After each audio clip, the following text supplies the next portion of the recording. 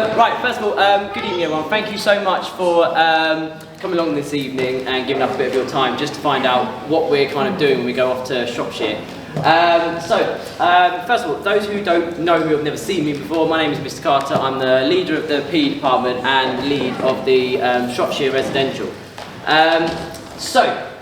It's the second trip that Edward Peak have done to go to Shropshire. I've done it 8 times, so I'm a bit of a veteran when it comes to this trip. I know it inside and out. So the reason we do this trip really is, well, I'll explain that in a second. Do you mind? Thank you. So, before we get started though, there's just a few things just want to make sure you're aware. I think most of it's been done out there. But you should have received a copy of the letter and consent form. Obviously consent form is the biggest thing. Without that consent form we can't actually take your child. As well as kind of the medical and dietary consent forms. I'll go into more detail in a bit about kind of the food that Manor Adventure offer.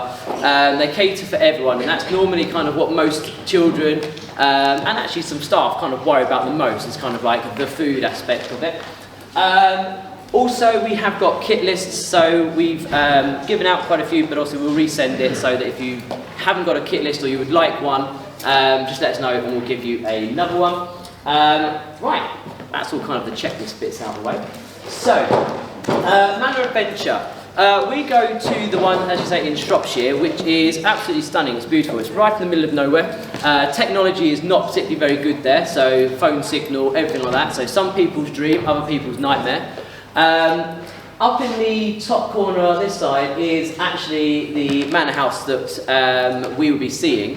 So again, it used to be a kind of very, very old Victorian manor house. On the grounds, it used to be kind of a farmland, so there was lots of stables and horses, and what they've done is they've converted it into a multi kind of sporting activity environment. So, thanks Liz. So, first of all, just so you know kind of who's going with your children.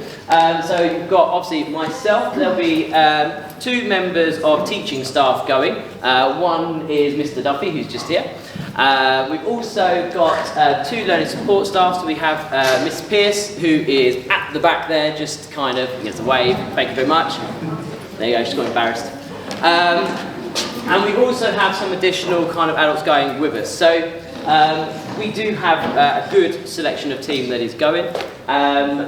I will say that the team that's going this year is identical pretty much to the team that went, that was only a few months ago, wasn't it, in February. And I know you might think that I'm just saying it because obviously I'm there, my team, but we are an amazing team. I was so impressed with kind of the team. We work incredibly hard for your children when we're out there. We work incredibly long hours, so we're the first ones up about 6 in the morning, and we're the last ones to go to bed about midnight. So it's long old days for us, and we try and do that so that your children just have the absolute best experience possible.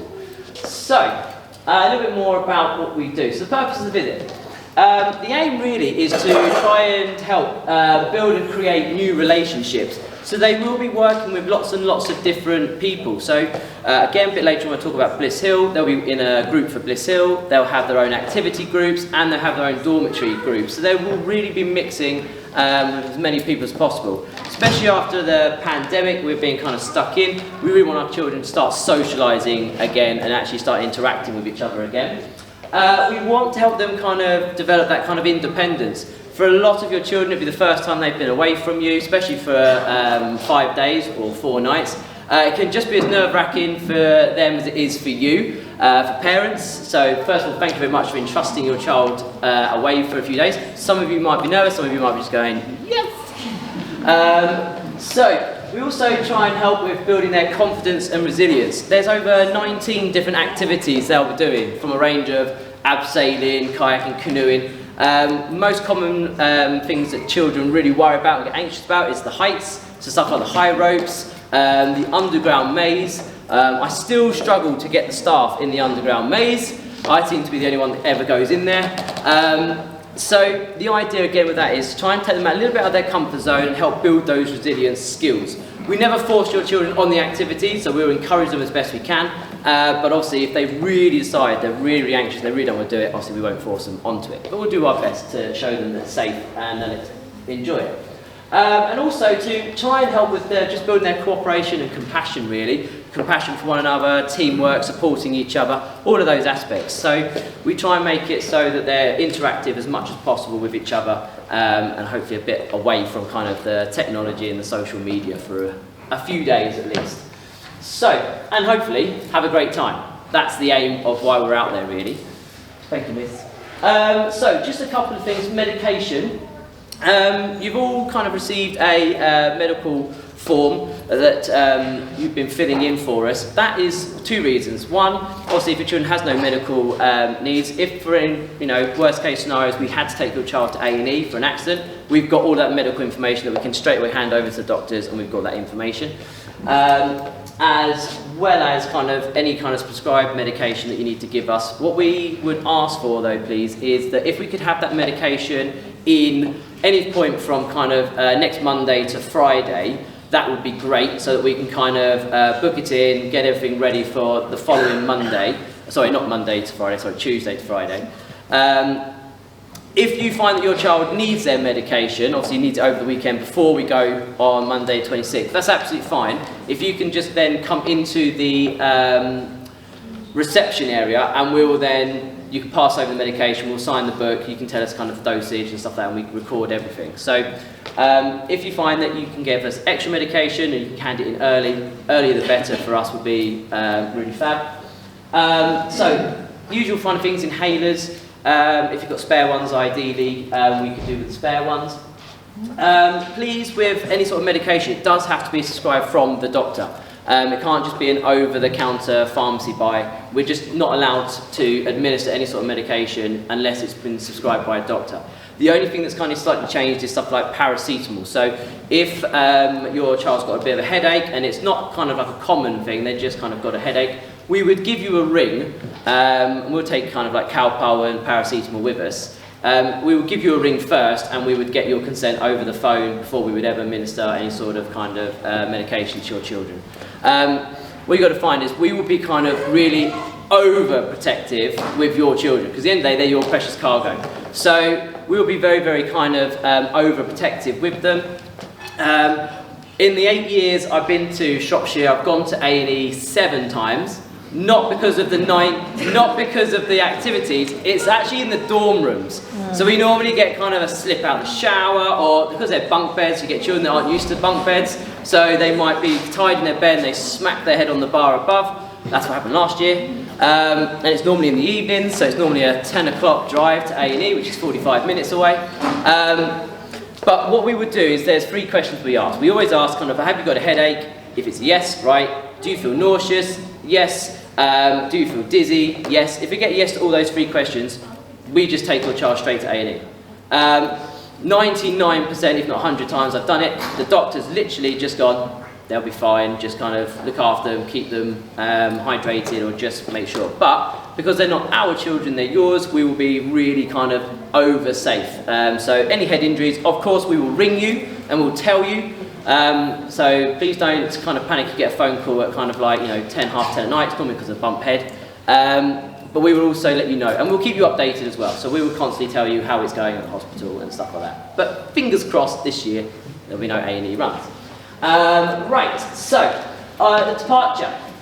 If we could please have our children pretty much normal time here for about 8 o'clock. I know it's slightly earlier than normal time, but 8 o'clock. It just allows us to check in all the luggage, get that all in the right areas, so that when the coaches arrive, we can just get all of the luggage on the coach, and we can sign your children in and just sort out those last little kind of niggly bits before we go. Children are obviously more welcome to bring a bit of hand luggage, so like their packed lunch for the way up. A bag for kind of any sort of books or colouring or pencils or anything like that, and they want to kind of have it on them. One suitcase, there will be a picture in a minute, you can see what I mean. Please can you make sure that the suitcase is kind of like at a good size for your child. We've had in the past where we've had massive suitcases up here, which is great for you, as in you can help your child get it to the coach, but on the other side when we get there, it's your child that's kind of lugging it onto Manor Adventures site. And we've had a few times where, bless them, it just hasn't moved. Their child has been like pulling it and struggling. So please make sure that the luggage isn't too big. when we head up, so obviously lunches, snacks is absolutely fine. If you want to pack your children a few snacks extras for the extra days, so in their main luggage, you might want to give them some extra little kind of nibbly bits, that's fine. I'll be honest with you, most children probably eat all of that within the first 24 hours. We'll try and tell them to ration it, but please don't send your children with like a massive carry bag full of just sweets. This makes us job so much harder with all those E numbers at like 11 o'clock at night when they're bouncing off their walls in their rooms. So we will probably just kind of like then ration for them. If we kind of see that there's loads and loads and loads of sweets, we might take them away from them and just ration per day for them. But please don't, you know, a couple of bags of Haribo will be absolutely fine. There's a couple of vending machines there which we are allowing our children to go to on the Tuesday and Thursday. The vending machines are quite old, and I've already explained this to the children. It's a bit like a lucky dip. You put your pound in, you might get what you're after, or you might not. Or the next person that puts their pound in, suddenly they've got two, because the person before them, it didn't work. So we do say it's completely at their own risk if they're going to go for the vending machines. They might update them, they were planning to last time we were there, so they might have updated them by now, but they've been there a while. If your child has anything like travel sickness or anything like that, if we could kind of have, if you don't mind doing kind of the travel sickness pills in the morning, obviously give some spares so that we can then give your child the travel sickness pills for on the way home. So all those kind of bits and pieces, please. Yeah, so suitcase size does matter. We will obviously not allow your child to struggle with their suitcase. We will help them if necessary, but the idea is to try and get them as independent as possible. So when they're on the other side, they'll be shown their dorms and all that information, again, which will go in more detail about the dorms in a bit. So please. Travelling entertainment is an absolute no mobile phone trip. We want our children, I know, I'm sorry. We want our children to socialise. We want them to be able to engage and have communications and conversations. I had a child say to me the other day, oh Mr. Carter, I went out and did real world socialising. And I was like, what is real world socialising? And in their eyes, it was actually just going outside, which is worrying, but that's what they class as socialising now. So there's no mobile phones. Obviously, we have all your contact details. If we need to get in contact with you, we will. Okay, so please don't worry about them while they're out there with us. They are allowed to bring something like an MP3 player if they want to listen to a bit of music on the go, that kind of thing. But as long as it's a device that doesn't connect to the internet, to be honest with you, there's no Wi-Fi out there. We struggle, so we have to find these tiny little hotspots around the entire site. So you might see in the middle of the woods trying to get hold of Miss Butchard at a 9 o'clock evening call, finding hotspots. So we would just confiscate it if we find that there's a mobile phone or an iPad or anything like that in their luggage. We'll look after it and then we'll give it back to you when we return. But to save that kind of argument and those kind of discussions with your children, please just don't let them bring their phones or their iPads or anything like that. Yeah, so anything like that, cards, top trumps, books, drawing pads, conversations really. Don't get me wrong, on the coach journey up there and back, we would love the fact that if they're all in their phones, could the coach be nice and silent, but we actually don't really want that with us. Right, so pocket money. On the way up, we stop off at a place called Bliss Hill, and I'll go into a bit more detail about that in a minute. It's a Victorian museum, but it's a museum of difference. If you've never been there before, it's like a little Victorian town. So what you do is, once you go through the museum part, you go through the double doors, you really have kind of gone back in time. Everything in there is just completely Victorian, so all around there's horse and carts that will go around the streets. All the actors, all the people in the shops wear Victorian clothing. There's a Victorian sweet shop, there's a Victorian chip shop, which obviously is the most popular with our children. But they have like a Victorian school, a fun fair. There's loads and loads there that they get to see, which again, I'll talk about in a bit more detail.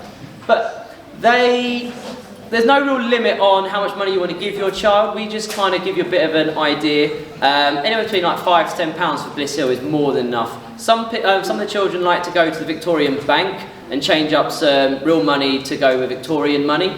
Some like to do that as a souvenir. Some people actually like to use that Victorian money and actually spend it round the actual site. So you can actually spend the Victorian money in the Victorian shops and bits and pieces. But yeah, £5 to £10 is more than enough. Because we go to Bliss Hill on the way up, We do tell our children when they go to the bakery, please don't buy their parents any gifts like loaves of bread or anything like that, because by Friday, if you're building something like a conservatory, you could probably use it because it's a brick. So it's lovely they're buying you guys gifts, but we try not to do anything that's kind of a perishable item. To be honest with you, they probably eat it before their Friday comes anyway. When it comes to Manor Adventure, there's only vending machines there, and we're only going to really allow them to use £1 for the Tuesday and the Thursday. There's no shops or anything there, so you don't really need to give your children lots of money for the Manor Adventure part. They're only going to be having to try and look after it all week, and it's not worth it. So just a couple of quid is absolutely fine for the Manor Adventure part. What we do though, if you don't mind, is we give the children a postcard. So Manor Adventure do loads of postcards, so we kind of buy a postcard from them, and we get the children to just write to you. Now, we try and send it in the middle of the week. Your children will get home probably before the postcard arrives, but we just try to give them a real world experience of how they're kind of getting on here and then, because normally by the time Friday you ask them all these questions, they're exhausted and you probably won't get that much out of them.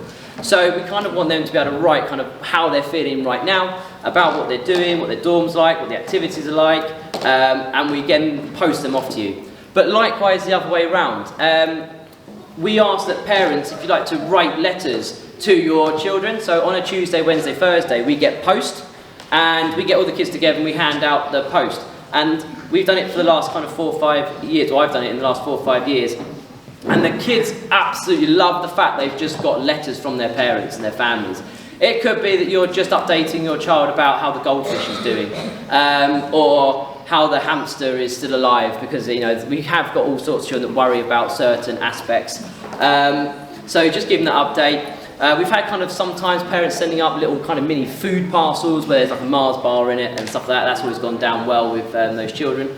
But we ask that if you write your letters before we go, then it's like sometime next week, send it up to Manor Adventure. On the kit list is the absolute website address, so their postcode and all that. But if you can't find it, we'll send it out to you anyway. So the idea is if you can write kind of letters to them, if you write and it doesn't arrive and we come home before it, Manor Adventure will put all the letters in an envelope and they'll send them back to Ebba Peak. So what we then do, just in case we miss it and it's been posted a little bit too late and it hasn't got to us before we come home, we will then be able to give it to your children back at school, so that there's proof that you've actually sent them a letter. So yeah, that'd be great. Right, Bliss Hill. So just really a few photos. So this is Bliss Hill.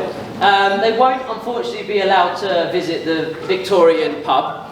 Not even us as staff are allowed to visit the Victorian pub. But there's lots and lots of other things to do. So like I say, it's a Victorian town, there's a Victorian school.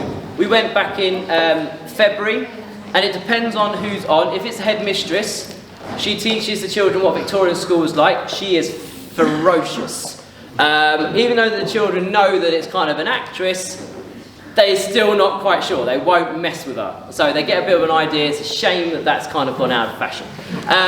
So therefore, they get to kind of an idea of what a Victorian school is like. There's a Victorian fun fair. And again, it's all kind of the old Victorian games. There's nothing electronic, so if they wanted to go on the rowing boats, it's one of those ones where you work as a team and you pull it, and it goes higher and higher yourself. Also, I say there's a Victorian sweet shop, there's a chip shop, there's a pharmacy, there's a blacksmith, candlestick maker, there is a shipyard, there is a butcher's. They learn in the pharmacy that that's also the dentist, so they find out how they used to extract teeth back then, which obviously makes us cringe every time I hear it. So normally, let's say, there's something they really, really love to go and see. So we do that as a stop off on the way up, and we're there for about a couple of hours. We have lunch there, and then we go on up to Manor Adventure after that. Right, accommodation. So, your children have just filled out a dormitory slip. And the way it works is they get to choose 3 people that they would like to share a room with. I've always guaranteed and promised that your child will get at least 1 of those out of the 3. So there's always a guarantee they'll have 1 person from their list. That's an absolute promise on my part. Sometimes they're lucky if they get 2, and sometimes they're lucky if they get all 3. Some children I've kind of given hints that if they're all quite close friendships and they all pick each other, there's a bit more likelihood that they're all going to be able to go in the same dorm. Some of them have already found the loopholes, they've been talking to me today about it. Right, so the dormitories. They sleep between 6 to 12 people. We cater for everyone. So if we've got children that are a little bit anxious about being in bigger dorms, I make sure that we put them in the smaller dorms. They sleep 6 to 12. It doesn't mean the room's going to have 12 children in it. It just means it's got 12 beds. If you're in one of the 10 or 12 room dorms, there's 2 bathrooms, and it's all inside the room, so they don't have to go anywhere. It's a private bathroom for every room. So again, if they're showering or want to get changed, if they're a bit anxious about getting changed in front of other people, they can go into their bathroom, close the door like they would do at home, get changed, and then come out and shower the same. Let's say, yeah, all rooms are en suite. They all have bunk beds. We do try and make sure that they learn how to keep their rooms tidy, because obviously if you've got 6 up to 12 people, it can get very, very messy, and it can get quite smelly at the end. So we really push that they have to have their tidy dorms. You never know, you might have a completely different child when they come back on Friday and they'll start tidying their rooms for you. Because we find that, right, the room has to be at a certain standard before that we'll give them their kind of little bit of free time. So they're also very, very keen to have their free time. We make a bit of fun of it, a bit of a joke of it, but we try and make sure their rooms are nice and tidy.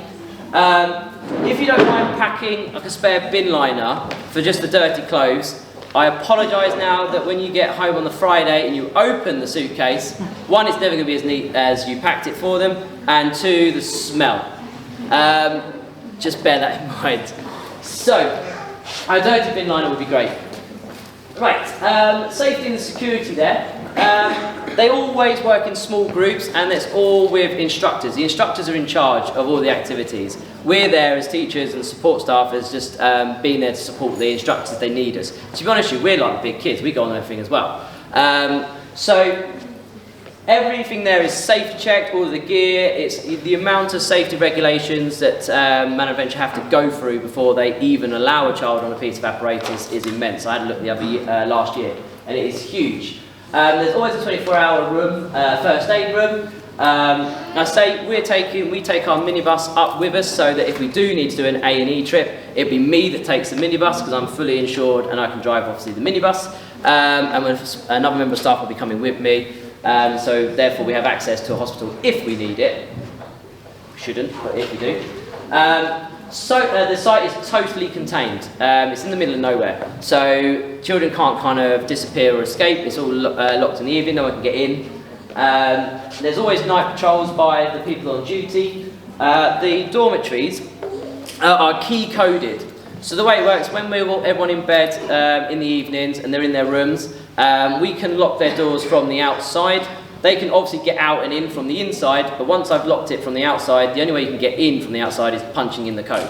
So nobody unless they're at Edward Peak, nobody else can get into your child's room at night, because it's all completely key coded. But like I say, if a child needs to get out, then obviously it's very easy, they just unlatch the door and they're straight out. So it's a very, very safe environment. What we do on site, so we're staying in what's called the Mews, so all the children are kind of in dorms around the courtyard, and there's a teacher's cottage right at the end of the courtyard. It's very, very small and enclosed.